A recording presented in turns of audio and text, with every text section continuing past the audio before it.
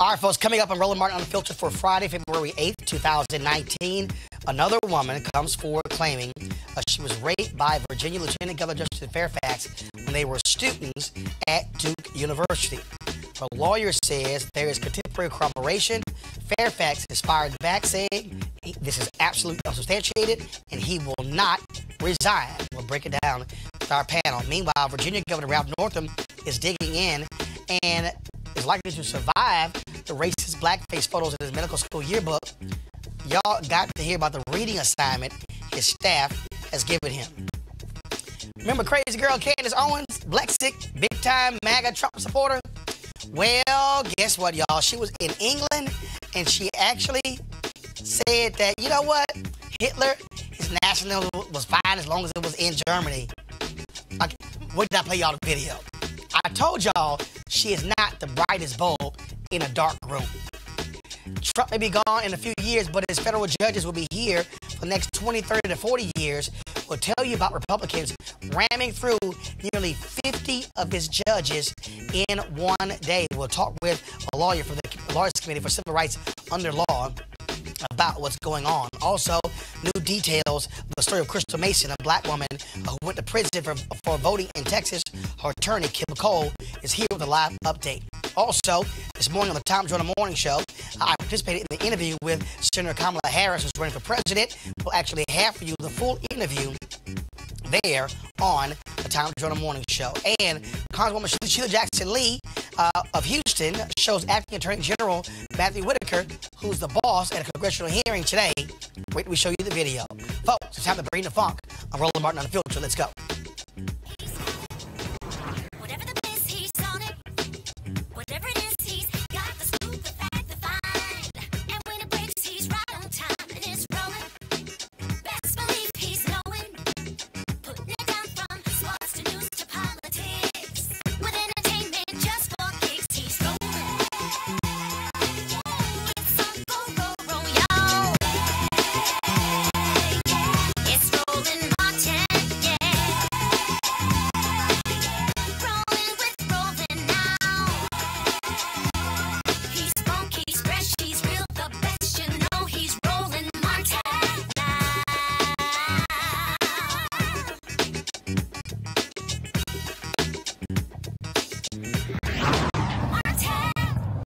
All right, folks, more drama in Virginia. Well, Lieutenant Governor Justin Fairfax took a major hit today when a woman who went to college with him at Duke University, she released a statement saying that she was raped by Fairfax when they were students at Duke, saying it took place in 2000.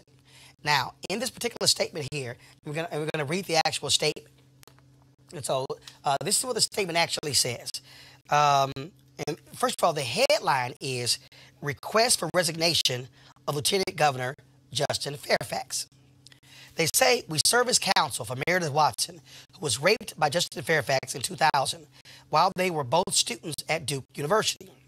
Mr. Fairfax's attack was premeditated and aggressive. The two were friends but never dated or had any romantic relationship. Ms. Watson shared her account of the rape with friends in a series of emails and Facebook messages that are now in our possession. Additionally, we have statements from former classmates corroborating that Ms. Watson immediately told friends that Mr. Fairfax had raped her. Ms. Watson was upset to learn that Mr. Fairfax raped at least one other woman after he attacked her. The details of Ms. Watson's attack are similar to those described by Dr. Vanessa Tyson. At this time, Ms. Watson is reluctantly coming forward out of a strong sense of civic duty and her belief that those seeking or serving in public office should be of the highest character. She has no interest in becoming a media personality or reliving the trauma that has greatly affected her life. Similarly, she is not seeking any financial damages. On behalf of our client, we have notified Justin Fairfax through his attorneys that Ms. Watson hopes he will resign from public office. Now, this is the statement that Justin Fairfax released. I deny this latest unsubstantiated allegation. It is demonstrably false. I have never forced myself on anyone ever. I demand a full investigation into these unsubstantiated and false allegations. Such an investigation will confirm my account because I am telling the truth. I will clear my good name, and I have nothing to hide. I have passed 2 full field background checks by the FBI and run for office in 2 highly contested elections with nothing like this being raised before. It is obvious that a vicious and coordinated smear campaign is being orchestrated against me. I will not resign. Right now, I want to bring up now our panelists here joining us to talk about this. First off, we have Malik Boyd, who was with us out of Philadelphia, and we also, of course, have Barbara Arnwine, Transformative Justice Coalition. So, folks, let's examine this. Now, first of all, the initial complaint by Dr. Vanessa Tyson says that he forced her to have oral sex in 2004. Okay, so that took place over the weekend, came public on Monday. So now we have this statement here. Now, her lawyer, who was also the lawyer for Gretchen Carlson when she sued Roger Ailes at Fox, they say that she told friends that it happened at the time. But are any of you surprised, though, that Justin, when he ran first as Attorney General, then for Lieutenant Governor, often talked about being a Duke graduate. Right. And no one said anything about this.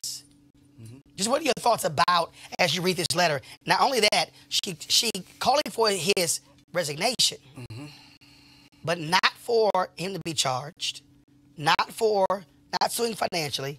And then also, they say she has no interest in becoming a media personality or reliving the trauma that has greatly affected her life. Well, you're going to have to, that's going to be a part of this if you accuse him of this and say he should resign. What your thoughts? You want to go with that? Yes, well, first of all, I'm connected to both of their alma maters. Right. Okay. Because Scripps College is where I went to undergraduate. Okay. And that's where Tyson is tenured. A professor, yes. And I also went to University for law school. So, I have this, real, feeling. First of all, Tyson has nothing to gain. Because let me be very clear, everybody, Scripps College is not going to be loving on her for this. That's not that kind of an environment. I went there. I can tell you it's mostly a white school. It is not going to be, giving her pats on the back. So she's taking a risk by coming out. There's no doubt that she will not be rewarded for this. I also think that if it's proven and it is substantiated that she actually, the second lady actually at Duke, had told people contemporaneously, then I think there's no other option for Justin Fairfax than to resign.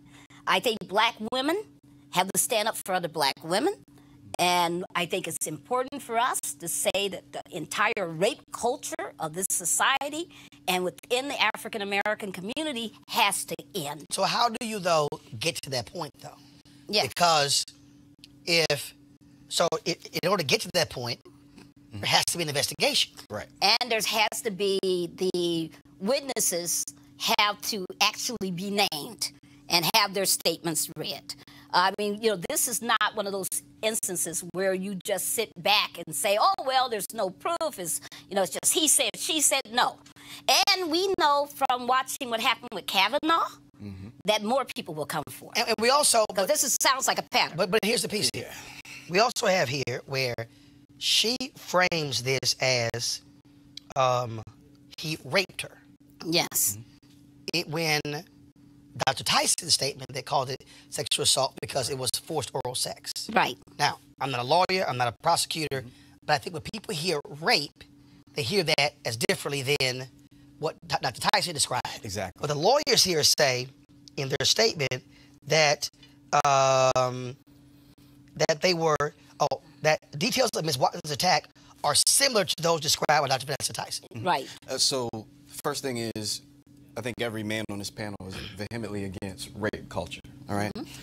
But it becomes dangerous when you throw rocks and hide your hands. And that's, in essence, what that statement was. He raped me, but I'm not going to even finish the conversation. I'm just going to leave this thing out here and let it stick. In this kind of political climate, to your point, we have to get to the bottom of it with a full investigation. And I do appreciate the fact that Justin Fairfax did not attack her and said, listen, let's go as deep as we need to go on the investigation because I have no doubt that I'm innocent. But she has to come to the table. She's got to tell the story. Now, again, so Barbara, you said that yes, witnesses are going to have to come forward yes, and names revealed. That's right. And so, and then they said that she told friends in emails and Facebook messages, and then they have statements saying that that Watson immediately told friends that Mr. Fairfax had raped her. Right. What you're saying is those folks are going to have to come forward Absolutely and say this actually happened. Absolutely. But also produce something that also corroborates it. Right. Well, I think that, it's going to be very, very important for this to get fully aired because I don't think that we can have a situation where it's just his word against her word. I think it's very important against their word now.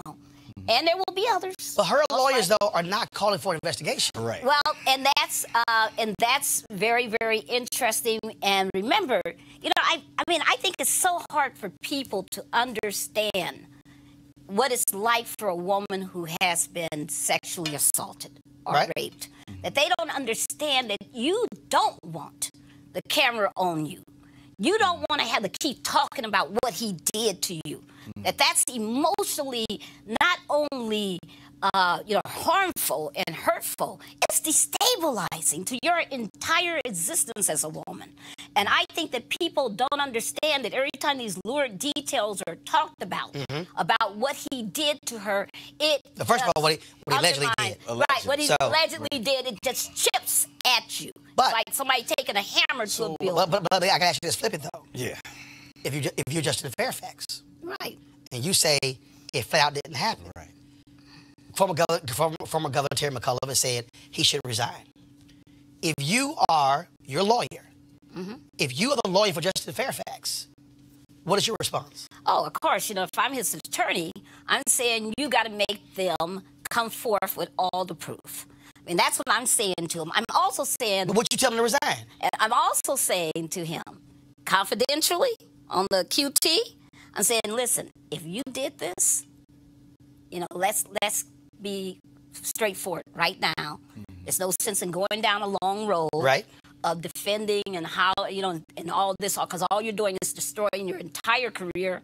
It's already gone if it's true. But what if he says to you, come out. What if he says to you, Barbara, if you're his attorney, if he says, Barbara, this did not happen. Then you defend your client. I mean, that's what you do as a lawyer. Would you tell him? No, but I'm asking you, though, a cause for resignation. Yes. If you're his lawyer. Yes. And he's saying, Barbara, I did not do this. They're saying I should quit. Do you tell him, quit, we'll try to clear your name? Or do you say, no, you don't leave, we're going to fight? I would, but you got to remember, it's me, right? No, I'm asking you. As a woman. That's why I'm asking you. And I would tell him, listen, we're going to make them produce the evidence. And produce these witnesses. We're going to make them do that. We can do it in camera, meaning, we can have it done secretively without it being in the public eye, or we can do it in public.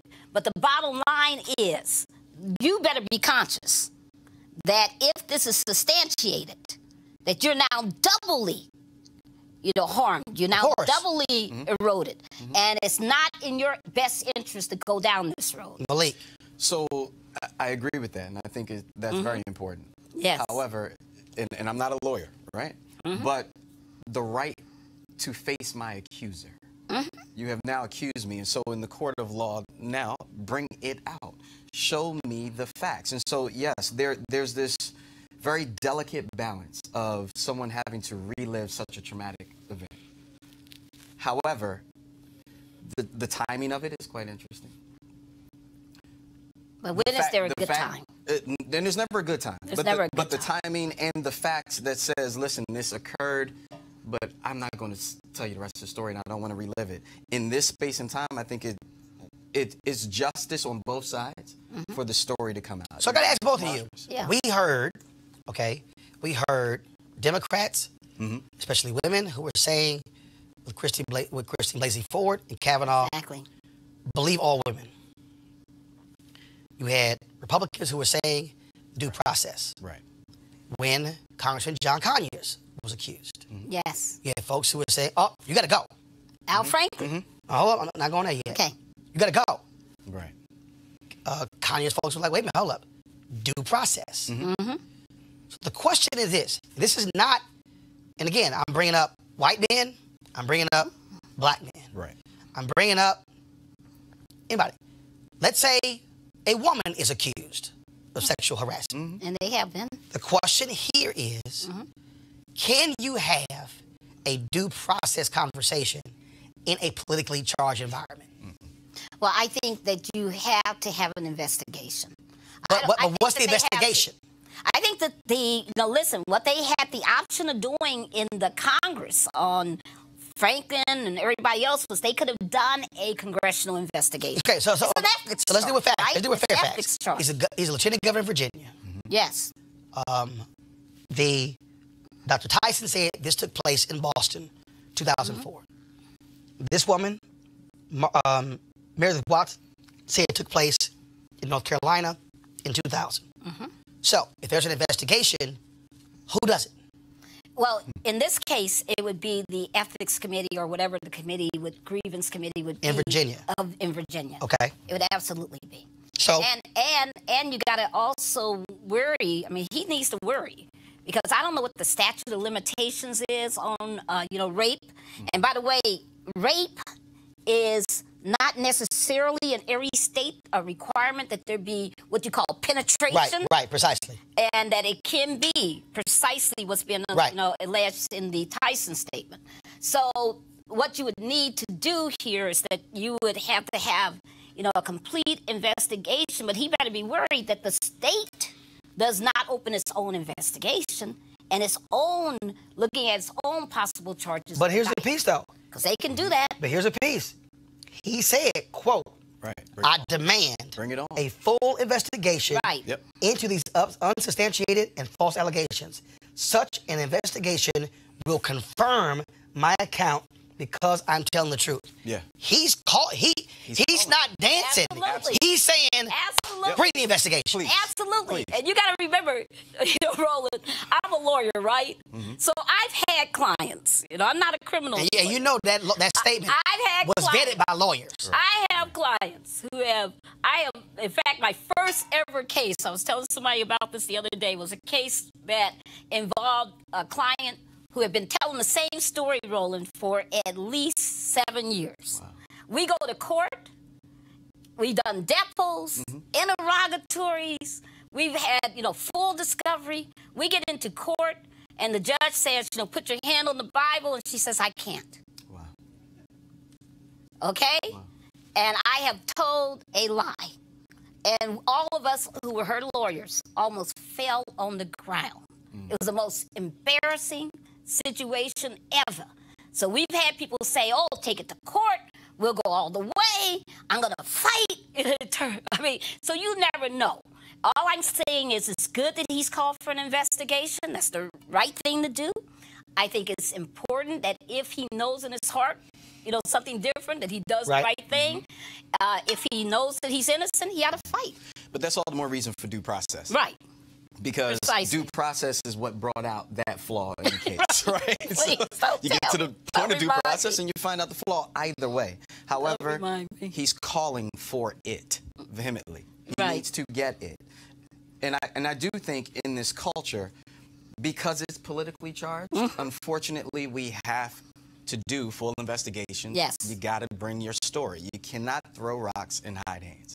And we were mad at the Kavanaugh situation because they didn't do a full investigation. Absolutely. And I think that would be a good thing to happen here. Let me real quick here. Let's talk about Ralph Northam.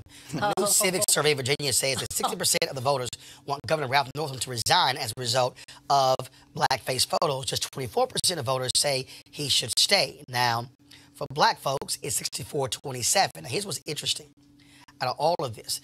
Go ahead and bring Derek in our panel. I don't know why y'all had him sitting over there. Bring him in. Now, here's what's interesting in this whole deal. Okay, in Virginia, Northam is now basically saying, I'm not going to quit. And his staff is even giving him reading assignments. Y'all, so they've had him read Alex Haley's Roots. Oh, my God. They have him reading Ta-Nehisi's Coates' story in the Atlantic on the argument for reparations. And they got him reading some other books. And so Northam basically is about to shift this whole issue of making his governorship about race. So again, I got Malik, I got Barbara, Derek Holly, host of Reaching America on Demand podcast. First, Derek, I want to get your thoughts on the Fairfax story first, and then we'll talk about this Northam now focus on race stuff. Well, I'm from Virginia, grew up down there and all kind of stuff. So for me right now, it's just kind of crazy what's going on. And I think with Justin Fairfax, I think the right thing for him to do is call for a full investigation. Bring it to the table. If you accuse me of it, because I understand the lady now, she said her attorneys that she does not want to move forward. She wants to go back to her life as it was. Well, no, in a statement, she says, quote, she has no interest in becoming a media personality or reliving the trauma that has greatly affected her life. Similarly, she is not seeking any financial damages. And so, yeah. I just don't understand how that could happen. And so for her to come forward and then say, I want to go back to my life as it was, that's just not possible. Never going to happen. It's not going to happen. So never. I'm glad, because Roland, I was on that show when Justin came on that morning.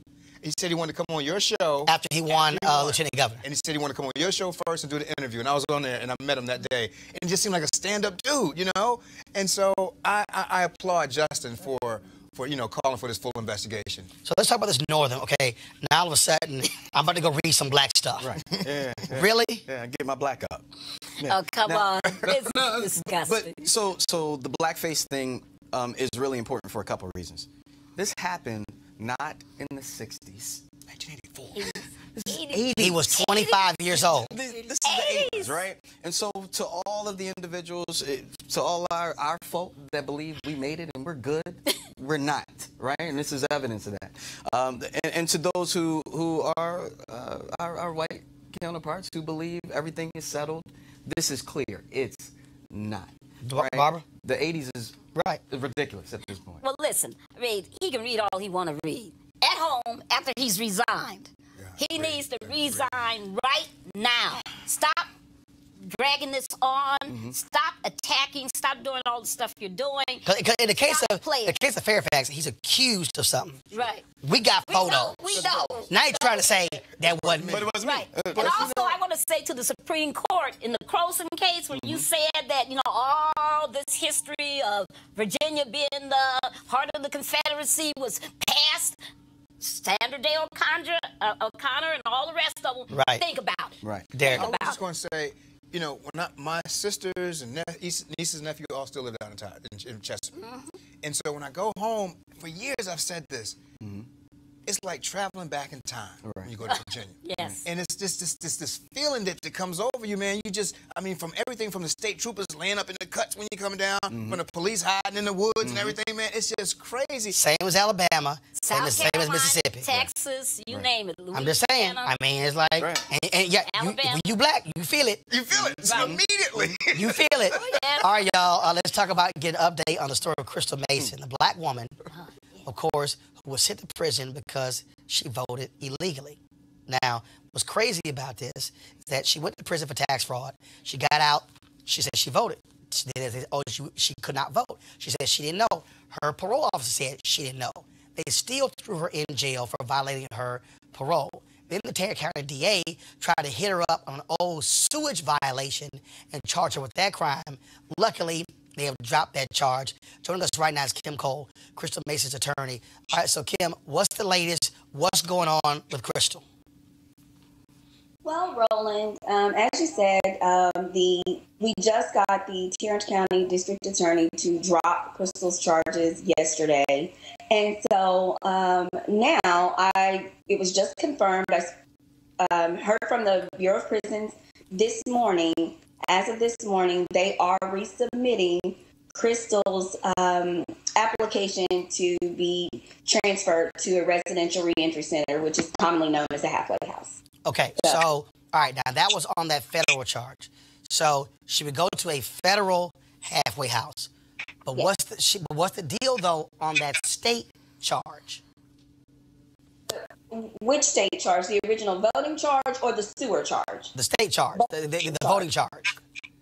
The voting charge is currently under appeal, and we are awaiting a ruling on that. So if she's able to get to this residential, this halfway house, how long will she spend time there?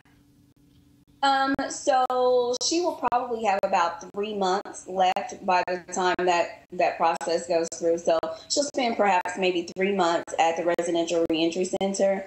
And if there is no ruling on the appeal, or if we win the appeal, she is free to go on about her life. Okay, cool. Well, we wanted to certainly, I know she goes to remember Friendship West Baptist Church. Remember Dr. Freddie Haynes. I was a member of that church as well. So he was texting me this morning, so that is great news as well. And so we're certainly going to keep covering this case and certainly keep the attention on because, frankly, what they're doing to her makes no sense whatsoever. So, Kim, keep up the good work. Thank you, Roland. I certainly appreciate it, and I want to. I know I don't need to give a shout out, but I've got to make it clear that Albert Roberts, who opposed the Tarrant County DA in this past election, was very instrumental in getting this accomplished, as well as the Arlington NAACP president, Alyssa Simmons. So. All right, then. We appreciate that. It's a great job, Albert and NAACP. So, Kim Cole, thanks a lot. Do it. Thank you, Roland. All right, now let's talk about Candace Owens. Now, y'all know I don't believe for a second she is the brightest bulb in a dark room. She's the young sister who white conservatives have been just slobbering over because of her love for Donald Trump. And so Fox News puts her on television all the time, and she's been running from me, y'all. And in fact, when they had their rally at the White House, when Trump invited them all there when they had their conference here last year. First, remember, we were going to cover their conference, but then they revoked our press pass. And so we went anyway. And so outside, she's on the megaphone, and she's doing interviews, and Vice has covered them and everything. And so she sees me and gives me this death stare. And like, what are you doing here? I was like, well, baby, I cover black stuff. And this ain't the first time I cover black conservatives at the White House, okay? And then y'all, the death stare was hilarious. Now, y'all, this is me. That's how I was looking at it. And so, then Paula Candace tells me, I blocked you on Twitter because you called me a coon and a salt and Uncle Tom. Now, any black conservative will tell you, I don't allow those phrases to be said on my show about them. I block people on social media who use those words. I've never called black conservatives sellouts, Uncle Toms, and coons. And I told Candace and her little minions, where the proof? Right. I'm still waiting. So she been running from me. Her little boy, Charlie Kirk, been running from me. But y'all, they were in England trying to launch Turning Point USA in the UK. A question gets asked. Charlie, standing right next to Candace, hand her the microphone. Press play. I actually don't have any problems at all with the word nationalism. I think that it gets, the definition gets poisoned by elitists that actually want globalism. Globalism is what I don't want. So when you think about, whenever we say nationalism, the first thing people think about, at least in America, is Hitler. You know, he was a National Socialist, but if Hitler just wanted to make Germany great and have things run well, okay, fine. The problem is that he had dreams outside of Germany. He wanted to globalize. He wanted everybody to be German, everybody to be speaking German, everybody to look a different way. That's not, to me, that's not nationalism.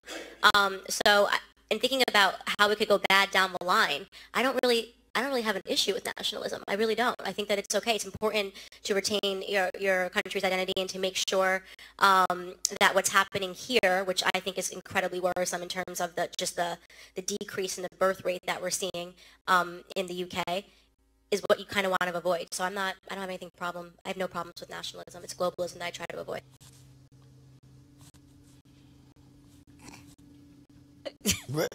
Hold on, let me just take my jacket off. I'm gonna have to. Okay, it's about to get a little heated up in here. Hold on, y'all. I gotta take my jacket off. It's about to get a little heated up in here. Oh, God. Y'all, let me break this thing down. Crazy little girl just said, well, if he just wanted to make Germany great, I'm good. Do y'all understand that Hitler was trying to exterminate all Jews in Germany? Hitler didn't want any non-whites in Germany. Hitler took his cues from Jim Crow in America to institute the hatred in Germany. Basically, what Candace said is, yo, if that's how you want to roll in Germany, I'm good. But the moment you decide to go outside of Germany, that's why we had a problem. Right. I told y'all that girl was not smart. Now she's trying to come back. Oh, Hitler, he's just coming to Earth. Derek, I'm gonna go ahead and start with you, because you're an elite black conservatives, and so I'm just gonna go ahead and go to y'all first. Right. I mean, are y'all not black conservatives? I hear you. Don't attach me to that. Derek, go right ahead. I look at Candace, man, and her, like a lot of some of these young millennials, they use talking points. Right. They have no experience of what's really, really going on in the world. Ain't read a book. Don't really know. And so she got handed the microphone, got asked that question, and she stuck her foot in her mouth. Just because she was talking. And she didn't even know what she was saying. Clearly she didn't know what she was saying. Right. And so, and that's my point. That's my problem with her, this new freshman Congress lady, Alexandra, her, because I think that she's out too just, I mean, they give her too much No. of a bull. I don't agree with You that. can't even put them two in the same room. I'm just, This child right I here. finish my statement, please. Because Alexandra, she does not know what she's talking about Yes, she either. does. Don't conflate her. Derek. Okay. Don't conflate her. Except his ass whipping by itself. No. Isolated. No. Malik, here's the deal. Not at all. The right wing has lifted this child up like she is the next thing.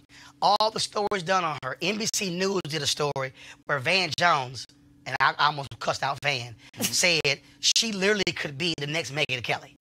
And all this sort of stuff. And I'm just going to be straight up. Okay. Y'all need to understand how to game recognize game. Right. Okay?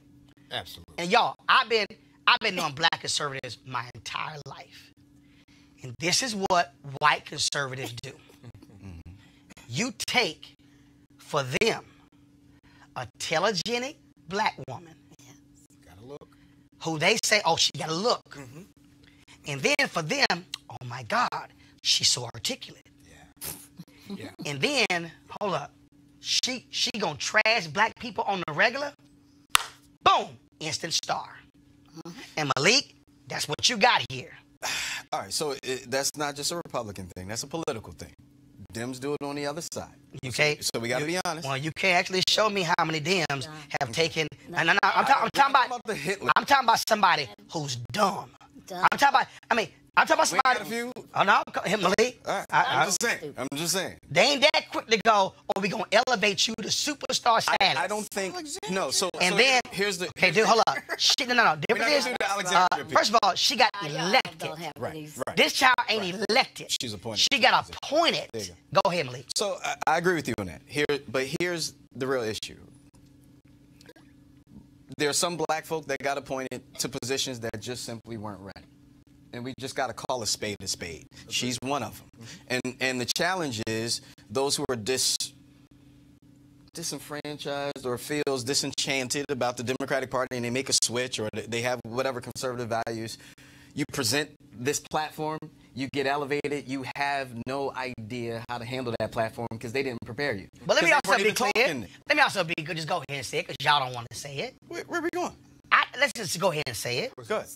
It's been black conservatives like you and black conservatives like you, Derek. And I can go Michael. I can go Malik.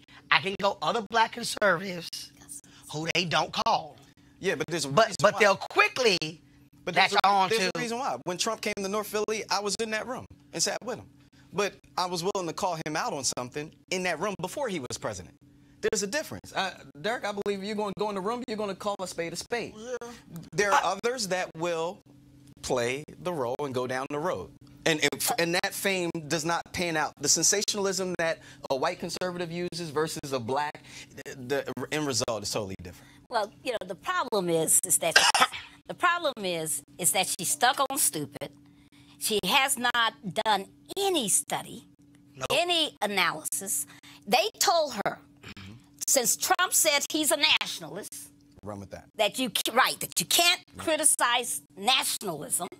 They told her that our line is we don't like globalism, and so that's right. They're just, Right. I mean, You don't like globalism Right. with a dude who's tried to open condos across the globe. Right. And she doesn't have good enough sense to know, because she knows nothing, because it's just empty. She doesn't even realize that she's standing on, she's standing in Britain and Germany. She doesn't even know the story of the Holocaust. I mean, she doesn't understand it. Hold on, let me finish now. I didn't interrupt you. You're right. Because, she is, if she were Diamond and Silk, we would all say, oh, well, that's the minstrel show. No, it is. It's the minstrel show without the need for blackface. Without the need for blackface. Come on. But what we're seeing here is somebody who they try to front as someone who's serious free thinker. Oh, yeah. Free And see, Malik, the issue here, Go ahead. the issue here for me again, this issue, and look, like I said, folks, I've known black conservatives for years. We've had black Republicans for eons. But the issue here is when white conservatives go, she's the one. Yes. And they put on television, they put her on radio, they elevate her, and she has no damn clue whatsoever. Right. I don't care how dumb you are. It ain't hard to say Hitler was evil. Absolutely. That's 3 words. I'm with you on that. And what you don't do is talk about, you know, nationalism, and then you compare or co-sign a mass murder. Right? I mean, that's just stupid, right? But you want to make Germany great? Okay, I'm good with that. Here's a very dangerous. This is a very dangerous element that's happening right now with black conservatives. Go ahead. Black conservatives, unfortunately, those that are being pushed into that pipeline, they're using their social media influence to leverage this. That's a whole different ballgame. And so there are some people who are just saying wild things in order to draw the attention and try to push the talking point. Again, white conservatives can do that. Blacks, we get grinded up every time. And that was a dumb mistake. All I'm saying, y'all, is I can't wait to see now what the spin is. In fact, one of the people who they recruited in the UK has already said, yo, these some crazy ass people. I got to go. I can't deal with these crazy people. But again, Candace and Charlie, I've offered y'all the opportunity to debate for at least 7-8 months. Y'all are more now. Y'all did the show at 3 floors above us. So y'all been to the building. I am more than willing for y'all to sit in these chairs right here. I'll get up and have a conversation. And you can't say I ain't never had black conservatives on the show. That's true. I got 2 right now. That's true. All I'm saying is, if y'all want to have a conversation, come on. But I'm telling y'all, go read a book or 2. Go try the ones Ralph Northam got to read before y'all come here. That's all I'm saying. All right, let's talk about federal judges. This week, the Republican-controlled Senate is racing to approve more than 40 Republican judges, mostly white men, and some rated unqualified by the American Bar Association. Now, guys, when I say racing to do this, literally no real hearings whatsoever. Joining us is Fred McBride, interim director of public policy for Lawyers Committee for Civil Rights Under Law. And basically, Fred, Mitch McConnell said we're going to have a conveyor belt. Elections do have consequences. But the difference here is that they literally are trying to put people on the bench who are grossly unqualified. I mean, they passed a dude last year who had never in his life filed a legal brief. Had never, ever been in a courtroom. No clue. Last year, they put on the bench one woman who's only 11 years out of law school. She's like 35, and she had no idea about the law. One guy at a hearing hit him with a question. He said, well, we didn't really cover that in law school. These are lifetime appointments to the federal bench. Correct. And they've been moving expeditiously to push these through. Interestingly enough, though, these current 44 this week, these current ones, they don't want the embarrassment that came last year with some of those. So some of these have served and sat on a bench, but their views have been deemed extreme, outdated, just in the interest of fairness. I mean, you have a potential nominee who cannot answer a question about whether or not Brown versus Board of Education was now that's what's stunning to me. This is the second one they've asked that, and they would not give an opinion, on whether or not Brown versus Board of Education was rightfully adjudicated. Right. And I'd like to emphasize this, Roland, because we pay so much attention to Supreme Court, like the Brett Kavanaugh last year, and it's like the Supreme Court. But what people don't realize, yes, the Supreme Court is the court of last resort, but the Supreme Court hears about 80 cases a year. So what about the cases that they decide not to hear? Right. They are decided at these district and circuit courts. We have to be concerned about that and fairness there as well, and not just wave a flag and talk and become active when we hear about the next Supreme Court nominee. And we got to care about these districts and circuit courts. And the people who are on this committee, the Senate Judiciary Committee, Of course, it is the new chair is Lindsey Graham. You have Ben Sass. You've got Kennedy from Louisiana. You've got Mike Lee from Utah. You got all these folks who talk about fairness and equality, all those things, and they literally are run them through, and they're being confirmed through our committee. 12-10 votes. 12-10 votes. I mean, they aren't even having the guts. Even when sorry-ass Jeff Flake was there, okay, he was every time he gave a speech, I'm like, dog, you on that committee said nothing. They literally are confirmed. And they always talk about, oh, so-and-so, the gold standard for the American Bar Association. Many of these judges have been deemed unqualified by the ABA. And be concerned, too, that the long-standing tradition of senators being able to oppose certain judges from their states is just basically being ignored now. Which is the blue slip. Right. And so what Mr. McConnell has done, the rule in the Senate, folks, has been that that normally what happens is the senators from that state say, we'll sign off. So, for instance, when Obama was president, the two senators from North Carolina, Bart and Tillis, rejected two black women who he had appointed to the federal bench, refused to even give them a hearing. Not even a hearing. McConnell is so dastardly in Wisconsin as a Republican senator, a Democratic senator. Both of them submitted blue slips. He said, I'm going to ignore you. He even ignored the Republican blue slip.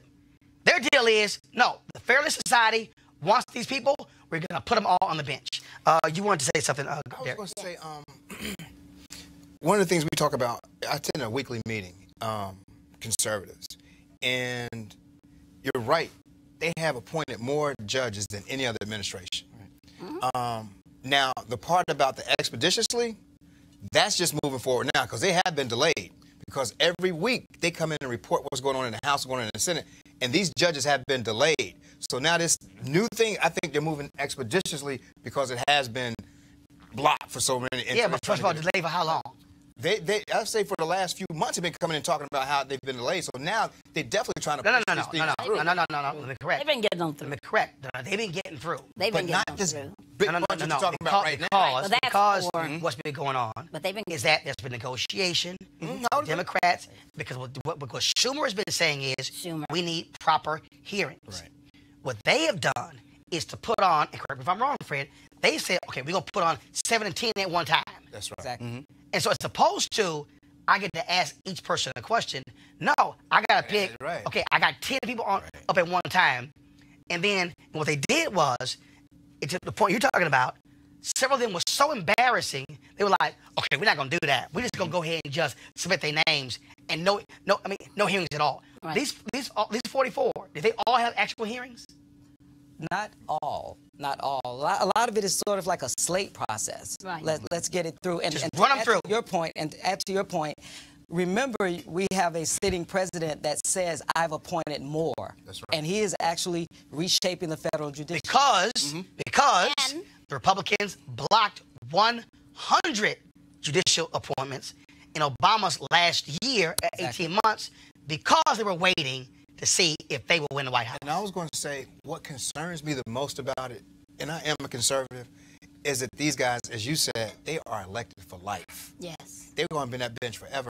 And so it concerns me having a young black son because they're going to rule by the law of the land. And Malik, most of them don't even look like y'all. Listen, we talk about this all the time. These are largely all. We do this locally, right? 72%. Hold on a second. Over 72% of all of his nominees are Right. white male. Absolutely. Only 10% are minorities. So you're looking at 90% white judges. But Let's this talk about one black. fairness. Wow. But this is And the one black person. One black. They were looking at 67 years old, and they said I'm too old because they only want judges who are between 35 and 50. Malik and Barbara. This is why elections matter and education and politics matters. We can no longer just vote with our gut, vote down ballot, and play these little games because we're now seeing the consequences of such. And let's ensure And that our this is- vote is counted. I'm sorry. Yeah, Barbara, go ahead. Barbara, go ahead. This is about them stop being stupid.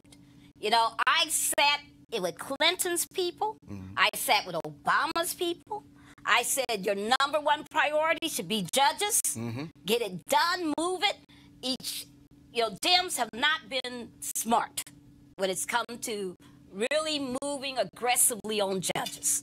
And it is time for, and I think what I'm seeing is an awakening among the people where folks are finally beginning to realize my vote is tied to the judiciary, but the administrations that come in have to prioritize judges because all the vacancies that exist, I blame on the Obama administration in part. Because they could have done a better job. No, wait, Barbara, wait. Year 1 and 2. Barbara, wait. Year 1 and 2. No, hold on, Barbara, wait. When you say do a better job, now let's just be clear. What Obama did is what Democrats do. They talk about, we're going to be fair. Right. Patrick Leahy was the chair of the committee. He said, we'll continue the tradition of the blue slip. That's what he said. He said, so we'll have the process. I keep trying to tell y'all, They did worse than that. Republicans don't give a damn about fairness. Their whole deal is, But that's not pass that sucker. But here's the thing: Democrats have to stop playing flag football in the Super Bowl. Yes. No, that's literally what it is. Look, my philosophy is, when I like that. I never heard that, but I like that. My philosophy is, when you get power, you use power. Use it. And I'm telling you right now, if I'm Chuck Schumer, and I get control of the Senate, it's on. Let me tell y'all something. That sucker gonna look like the speed train in China. And every time Mitch McConnell say something, I'll be like, show his ass the hand. Because you sat here and changed the rules. I'm telling you right now, you think they ran through 40? I'll be like 80. I'm telling you right now, I would. I wouldn't apologize for Jack.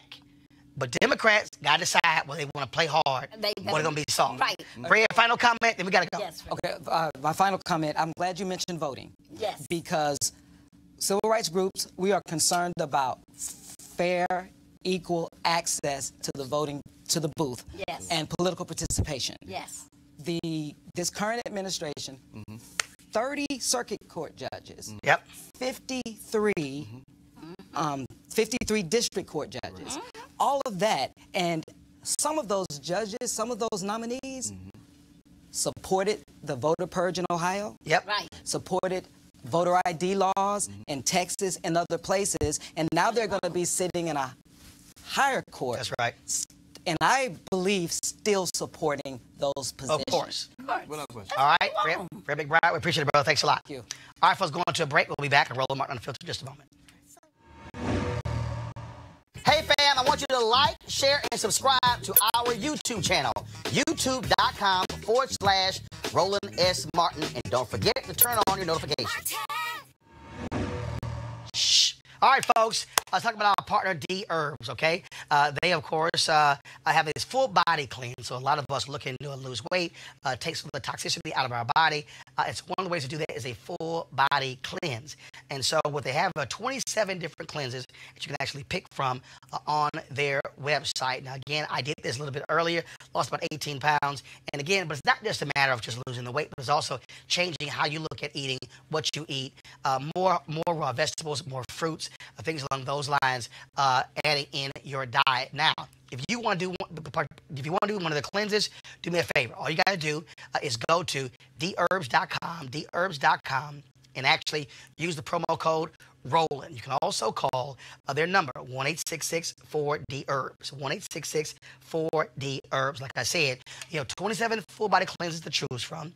Some last 3 days, 10 days, 20 days. They also have weight loss management cleanses as well. So again, go to their website, check it out, see what works best for you. I can tell you it was great for me. This is the third time I've actually done it. And so we had some other family members do it as well. So go to therbs.com or call 1-866-4-DHERBS, 1-866-4-DHERBS, and be sure to use the promo code Roland. So we certainly appreciate them supporting Roland Martin Unfiltered. All right, folks, today on the Tom Joyner Morning Show, California Senator Kamala Harris, who's running for president, she was on the show talking about that, and here is our interview with the senator. It, of course, is a great day. We are, of course, in the throes of a presidential campaign, and one of the folks, of course, who announced on King Day, California Senator Kamala Harris. Senator, how you doing? I am very well this morning, Roland. How you doing? First of all, for all the black people out there, let's just get straight. Is it Kamala or Kamala? It's Kamala. Just Thank you. Calm. Just think of calm. At least I try to be most of the time. I keep hearing folks throw all these different names out. So I'm like, you know what? Let's go ahead and be straight. Senator Kamala Harris. So first off, there you go. One of the things that we have seen since you announced so much attention on your record as a prosecutor, how are you going to deal with those issues where you have some folks who say that you were too tough on crime, that you were not responsive to the needs of African Americans? Can you speak to the critics of your record as a prosecutor? Sure, absolutely. I mean, look, my parents met when they were active in the civil rights movement. I was born knowing the disparities, the flaws, and the injustices in the criminal justice system. And that's actually why I made a decision to be a prosecutor, because in my mind, we have to change and reform systems in all places and from all angles, including being in the room where the decisions are being made. And that's what I chose to do. And listen, Roland, let's be clear. I think we all know if a woman is raped, if a child is molested, if one human being kills another human being, we all want that there will be consequence and accountability. And we know that no parent should have to sit their son down and tell him when he turns 12 years old that he may be arrested or killed because of his race. So there is a whole lot of work to do, which is why when I was a prosecutor, I did initiatives that were groundbreaking initiatives, like Back on Track, which you and I have talked about over the years, where I was one of the first DAs in the country to focus on young offenders and getting them jobs and counseling. And when I was doing this, there were DAs around the country saying to me, why are you're supposed to be locking people up, not letting them out. And I said, no, because that's not a smart approach. We need to get jobs. We need to get support for these young people, because if we want to be smart on crime, let's focus on prevention and not only reaction. So I stand by my record, but there are some people who are going to, just say you shouldn't be a part of the system ever. And I don't know that I can ever appeal to that perspective. But I know in my heart and my soul and in the work that I've done that my objective has been about public safety and reform of the system. Senator Kamala Harris, do you have a black agenda for your campaign? And by that, I mean, I know that you are obviously a black woman, and still people are talking about that. But also as a graduate of HBCU, you have an insight into this. But in terms of your plans, because, we're talking about unemployment for African Americans and education and things like that. And people want to know that they're being represented and thought of as this campaign goes on. Absolutely, absolutely. And I challenge all candidates to have a black agenda. And so, you mentioned, for example, HBCUs. I've just been meeting over the last 2 days with all the HBCU presidents and chancellors, talking about the work that we have done together and the work we have yet to do. I am a proud graduate of an HBCU, Howard University, and we know HBCUs. She says the same. She says the same thing to Hampton alum too. She says, "Ain't you?" You know what? I have a senior member of my staff who went to Hampton. Bless her heart.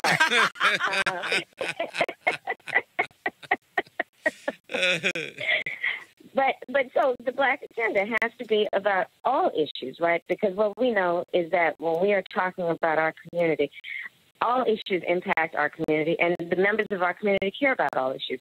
But let's start with HBCUs as an example. HBCUs produce 25% of all African-American STEM graduates, right? So that's in sciences, that's in technology, engineering, math. And so we've got to do the work of supporting our HBCUs, and that's the work I've actually been doing when I've been in the Senate as well, around support in terms of federal dollars. We've got to deal with the wealth gap. Black families hold $5 of wealth as compared to $100 of our white counterparts. That's real. These disparities cannot be denied. Black home ownership, we're looking at 40% versus white home ownership, which is 73% of the population. So, again, disparities. When I was fighting the 5 big banks during the foreclosure crisis, I'm going to tell you, up and down my state of California, but across the country, black families were devastated because what we know is our biggest financial asset our biggest source of wealth, the thing that allows us to put our children to college and retire with dignity, is buying and owning a home, in which we take a great deal of pride. And so these are issues that I think about and work on. I have a proposal for how we need to change the tax system, and in particular around looking at families who make less than $100,000 a year and lifting those households up with a tax credit that they would receive of $6,000 a year, but they can collect it as $500 a month. Because what I know is that almost half the households who make less than $100,000 a year in this country are a $400 emergency away from devastation. And as it relates specifically to black households, this initiative would lift 60% of black households out of poverty. So those are some of the issues. We can talk about voting rights.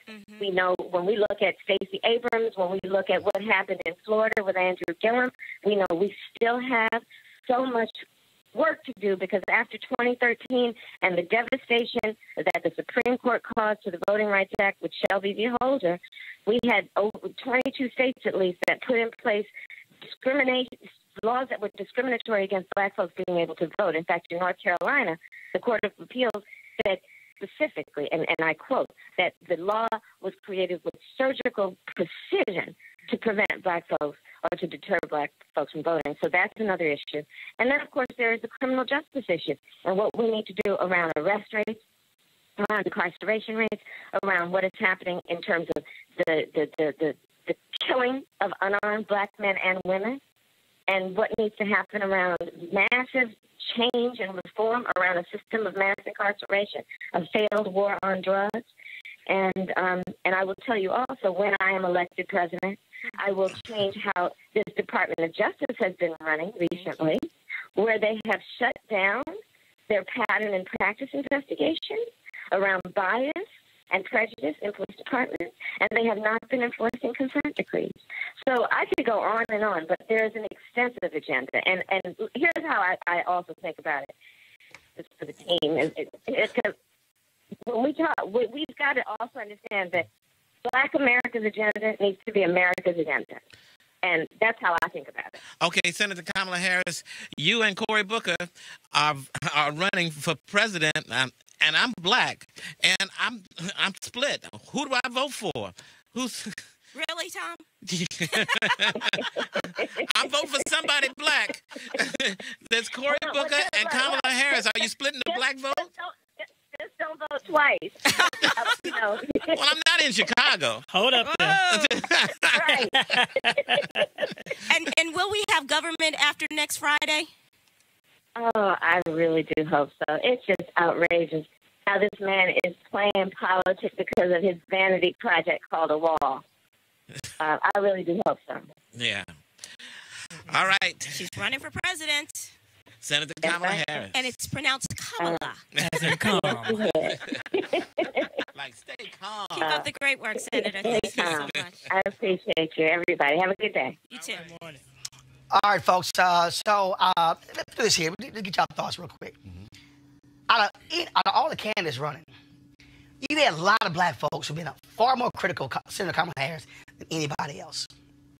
What do you make of what you're seeing in terms of the criticism and critiques of Senator Harris? What do you think is behind it? We're hurt. There are expectations that were not met in our community with the last administration. They're not up for the same program again. And then you have candidates that are trying to ride on the same plane and same program that Obama is doing. That's not going to happen. So what we're seeing in the media is that clashing of folk going, bring the right agenda. I said it for several years. Right. I said it. Can't nobody sit here and say, oh, Nathaniel's. No. I said several years ago that the next black candidate will not get the same runway that Obama received. No. Because, and again, black folks can't sit here, and follow me here when I say black folks. And say, I love these people out here who want to say, oh, it was black elites. No. Right. I got the damn receipts. Right. I can go down on my Facebook Oh, page. absolutely. When a black caucus was demanding that $4 million in the House Financial Services Reform Bill, black folks, regular, ordinary black people, people were saying Black caucus shouldn't be embarrassing the Black president. Right. They shouldn't be opposing him. They shouldn't be doing that. When Black women were sitting here, Barbara, no. See, I'm trying to let y'all know. When Obama, when he first appointed a woman, I was like, yo, he ain't even no Black women. I'm telling y'all right now. You know that. They had a heated meeting at the White House. That's right. Yep. Okay? I need y'all to listen. I wrote a column saying should appoint a Black woman. That's right. Anita Dunn jammed me up outside of the White House. Yep. You shouldn't have written that because that's going to make it harder to appoint another Black woman. I was like, he ain't appointed one yet. Right. Right. Y'all, this actually happened. Never did. Barbara, you got banned from the Obama White House for 2 years. That's right. Because you dared to call him out. Years. Go ahead. Banned. Absolutely. I was banned for 2 solid years. I mean, not invited to anything. And even it got so bad that other civil rights leaders would get into the meetings and say, we can't talk about this because we need Barbara at the table. You know, we can't, what are we doing? Why are we here? She's the expert. She's the leader. What are you doing? And they would not invite me. They were so angry with me because I said they should have nominated a Black woman for the Supreme Court. I said, where are the Black women cabinet members? I called this stuff out. Just let y'all know. They were mad. And let y'all know. Look, Mad. when he appointed Merrick Garland, I was on the air like, hell no, don't appoint a white man. I'm like, the strategic thing is to appoint a Black woman to the Supreme Court. I said it's going to play a role in turnout in November. All that sort of stuff like that. Right. And so what you're seeing here is you're seeing this pushback against her. Yeah. And here's the piece. And also, let me also be real clear. All these folks who act like it's new for Black Agenda. Right. I run 3 Black newspapers. News editor of Black Magazine. Editor-in-chief of BlackAmerica.com. Worked for 3 Black cable networks. Been talking to Black Agenda my whole damn career. I ain't new at this. Okay? Some other folks are brand new at this. All right? So when you talk about Maynard Jackson's agenda, I've been talking about that for 20 years. So take that bullshit somewhere else. Or you think all of a sudden those questions have not been asked. And so, but every candidate, not just Senator Harris, not just Senator Booker, I'm telling you, Bernie, I keep warning him. Yeah, he's gonna get work too. You better chill. Talk about identity politics. Absolutely. He's crazy. But here's the thing. I keep warning them. How is it that the electorate, and we've got to challenge ourselves. How is it that we can curse out our favorite team for their non-performance, but we don't have issues, or we have issues with stepping up and critiquing our political folks? And also for y'all Black folks who all y'all commenting on YouTube right now. Right.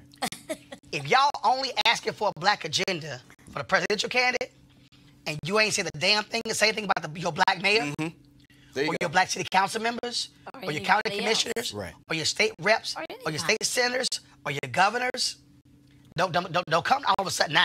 Because don't come now. Down ballot while your ward leader just gives you that little slip when you walk. Don't even know your judges. Don't all of a sudden start hollering Black agenda. Absolutely. If your ass ain't been voting for the district attorney. Down ballot. Don't be talking about criminal justice reform and Senator Harris if you ain't been checking the judges. That's right. Who you been voting for in your own city. See, some of y'all don't want to have that conversation, but we gonna go ahead and move on. Well, I'm just letting y'all know some of y'all don't want to have it. Final comment. Go ahead. Yeah, I think that people got to remember that a whole lot of Black folks were pissed off with Hillary Clinton because of her criminal justice agenda.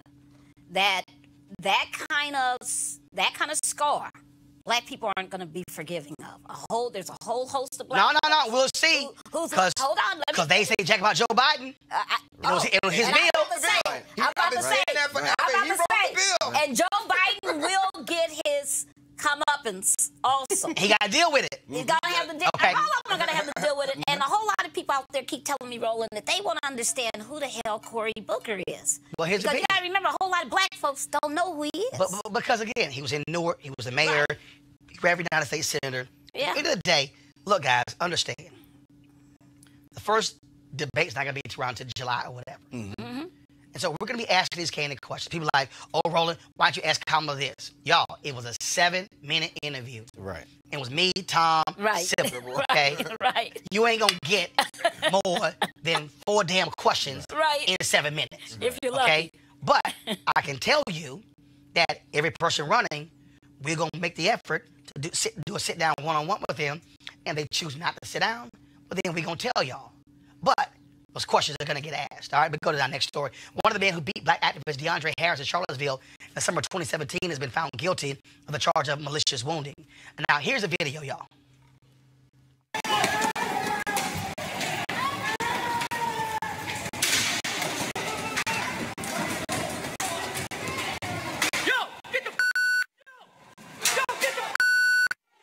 All right, y'all, so the Washington Post had a story say ex-white supremacist. Well, when the hell he drop out? Ex-white supremacist. Right, when the hell he drop out? No, he's still a white supremacist. Absolutely. 50-year-old Tyler Watkins Davis was allowed to go home to Florida to await sentencing. Ain't that some bullshit? Now, the former member of a white nationalist group, he's still white nationalist, is the 4th man convicted in the beating. He could get 18 months to 4 years in prison. No bail, just sent home. See? They don't happen to black people. See? No. See? You don't get sent home. But See? that's Virginia. Yeah. All right, folks. In Columbus, Ohio, Amber Evans is still missing. Evans is a community organizer who went missing more than a week ago. Her abandoned car has been found, but no sign of Amber Evans. This is the latest police missing persons alert. Distraught, high-risk missing. CPD, that's Columbus Police Department, is searching for 28-year-old Amber Evans. She's a light-skinned black female. Her vehicle was discovered in the Scioto Mile area the evening of January 28, 2019, after a dispute with her boyfriend. CPD's missing persons unit, the number is 614-645-4280, and JBRAMMER at Columbus Poll. That's his email, columbuspolice.org. And so we want to keep the pressure up. We got to find this young woman, y'all, because his sister is an organizer, and she has been missing, and so we can't allow her to be out there. She's still alive. We got to be able to find this sister. How long has she been missing? She's been more than a week now. It's probably going about nine days or so now. Yeah. And so we got to keep the pressure up. This has happened to 2 of our. Absolutely. So, folks, let's go to our HBCU school today.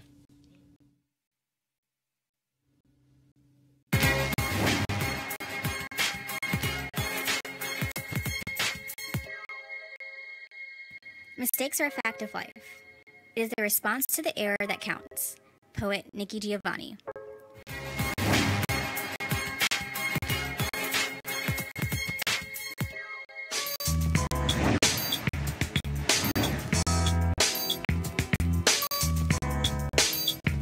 All right, folks, HBCU Giving Day, our school is Alabama State University, founded in 1867, located in Montgomery, Alabama. Notable graduates include Ralph Abernathy, Tangi Miller, Ricky Smiley, Quentin Ross, and Lil Yachty. Now, y'all know, yes, Ricky Smiley, you can give, go to alasu.edu, alasu.edu. And yeah, Ricky Smiley, you always hear talking about Alabama and Roll Tide. No, his ass went to Alabama State. So, Ricky, I'd appreciate it if you actually rep the actual school you went to and not the other school you didn't go to just because they're the University of Alabama. That's all I'm saying. That's all I'm saying. Don't be trying to rep the school you didn't go to. Right. Where are your Alabama State letters? That's right. Because you see me wearing Texas A&M letters. I ain't wearing some other school stuff. That's all I'm saying, Ricky Smiley. That's all I'm saying. All right, y'all. Calling all HBCU alumni, students, and leaders. Enter the Ford Y'all want to change that? Thank you very much. Enter the Ford Motor Company HBCU Mobility Challenge and win $25,000 for your school. Building on their long-term support of HBCUs, Ford is looking to improve mobility in HBCU communities through innovative solutions. The winning program will receive a grant of $25,000 to implement the proposal. The deadline, folks, is March 31st, 2019. Go to fgb.life, fgb.life for more information and to apply. Ford goes further in our community, so we want to thank them for being a partner of our show as well. Okay, we're going to close the show out with this here, y'all. So, Matthew Whitaker, interim attorney general, will testify before Capitol Hill today. He was whining, complaining. And y'all want to see some whining? Hit play. Congresswoman. Can the clock be restored? It was. I'm I'm sorry, what was your, I don't know if your time's been restored or not. Mr. Attorney General, we're not joking here, and your humor is not acceptable. Now, you are here because we have a constitutional duty to ask questions, and the Congress has the right to establish government rules. The rules are that you are here. So I need to ask the question, and I need to have my time restored so that you can behave appropriately. I will behave appropriately as a member of the Judiciary Committee. Your ass got checked. What he said is, well, you know, your time's up. The whole time. He even did it to the chairman, Jerry Knapp, saying, well, you know, your 5 minutes up. He was acting up. Yeah. Oh, wow. Yeah, he was acting up. That's pretty damn arrogant, Malik. Respectful. You don't listen. Don't go up against a black woman like that. Don't do that. It's going to be a problem. I mean, but here again, there's an arrogance amongst certain folk that we're seeing, right? And so I am fully okay with people getting checked. It's about time we have some contact on the field. This is a high contact sport. I love all these sport analogies. It is what it is. But, you know, and also it's just the disrespect. The disrespect, he was disrespectful for Nadler, but he was disrespectful to a black woman in a humorous way. You know, it's all of this. It's why people wear blackface. It's all this denigrating behavior, you know, trying to put us in our places as they think we belong, which is nowhere, sitting as a congresswoman. Thank you, Sheila Jackson Lee. We love you, my sister. Keep on bringing it. Derek? I just Derek, get your boy. Get your boy. Right, please. I didn't see it, so I need to see what happened. All right, y'all. All right, we're going to end the show this way. Baseball great Frank Robinson has died at the age of 33, a 14-time All-Star. He was named MVP in both the American and National League. A big-time slugger. He was the first black manager in Major League Baseball history. First for the Cleveland Indians and then with the San Francisco Giants. He'd been in hospice care the last few months and was able to say goodbye to friends and family. Robinson was very active in the civil rights movement and in 2005 was awarded the Presidential Medal of Freedom by President George W. Bush. And so certainly our thoughts all go out to Frank Robinson and his family. And also this week, Hank Aaron celebrated his, I think, his 85th birthday this week as well. And so we certainly want to say what's up to all of our people. Yeah, Derek. President Trump tweeted out that Robinson was his man. Oh. Right, right, and I'm sure Donald Trump, think Frederick Douglass was by his bedside. Right. As he was reading the alibi. Yeah, precisely. Right. He said that was his man. Yeah, okay. Just tell me what he said. Yeah, okay, Candace. I just tell you what he said on the tweet. Yeah, okay. First of all, you know damn well he ain't seen that tweet out. He did. He said that tweet out. No, he didn't. Oh, you said somebody else did it out. Just like his Black History Month tweets, you know he ain't sent it out. Right. You know any tweet that's coherent, he ain't sent out. That was too All right, y'all. Yeah. All right, y'all. Look, we got to go now. I want to thank our panel, Derek, Barbara, and Malik. Thanks a bunch. Be sure to support Roland Martin Unfiltered by going to RolandMartinUnfiltered.com. Want y'all to join our Bring the Funk fan club. Yo, this is the only show like this. This is the only way we do it. And we keep it real, keep it black, keep it authentic. And so we want to speak to our issues, cover our concerns. So please join our Bring the Funk fan club. I'm going to try to get my voice back this weekend. Luckily, my coughing is subsiding. And do understand, y'all, I'm allergic to smoke. It normally takes anywhere from 3 to 5 weeks for all that to be out of the system. And so it's rough, but I could easily say I can't do the show this week. But no, we got to get through it. And so Monday, I'm going to be live from New York. Susan Taylor has a National Cares Mentoring Project. We'll be there. And then, of course, NBA All-Star Game is next week. And I'll be in Charlotte on Thursday and Friday as well. And so for everybody, have an absolutely great weekend. I'll see you guys on Monday. Holla. You want to check out Roland Martin Unfiltered? YouTube.com/Roland S. Martin. And subscribe to our YouTube channel. There's only one daily digital show out here that keeps it black and keep it real. It's Roland Martin Unfiltered. See that name right there? Roland Martin Unfiltered. Like, share, and subscribe to our YouTube channel. That's YouTube.com/Roland S. Martin. And don't forget to turn on your notifications so when we go live, you'll know. You want to support Roland Martin Unfiltered? Be sure to join our Bring the Funk fan club. Every dollar that you give to us supports our daily digital show. There's only one daily digital show out here that keeps it black and keep it real as Roland Martin Unfiltered. Support the Roland Martin Unfiltered daily digital show by going to RolandMartinUnfiltered.com. Our goal is to get 20,000 of our fans contributing $50 each for the whole year. You can make this possible. RolandMartinUnfiltered.com.